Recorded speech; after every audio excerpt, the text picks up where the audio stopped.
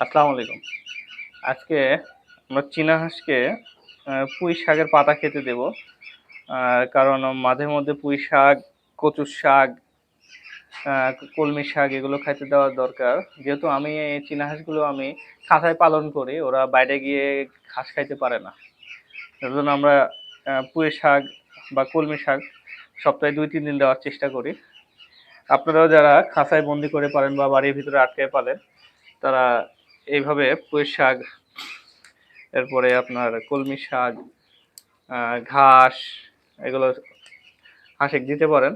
এতে ওদের হজম শক্তিটা বাড়বে, পুষ্টি বাড়বে। আর শুধু তো গুঁড়া বা ফিট টিট খাওয়াইলে হাঁস মোটা তাজা হয়।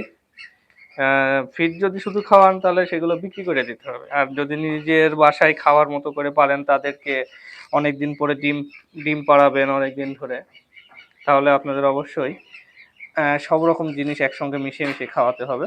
তাহলে সেগুলো ধীরে ধীরে এবং পুষ্টিকর হিসেবে বাড়বে এবং ওদের ডিমের উৎপাদনটা ভালো হবে এবং ডিম থেকে বাচ্চা উৎপাদন করা সহজ হবে।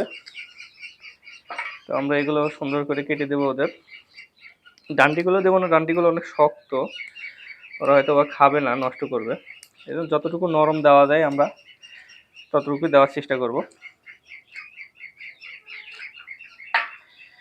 আর সপ্তাহে ১-২ দিন আপনার হলো কচু শাক দিতে পারেন।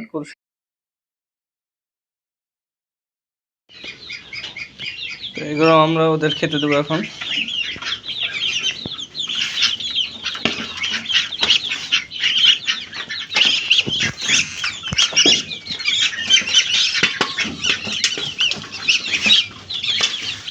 খুবই খুশি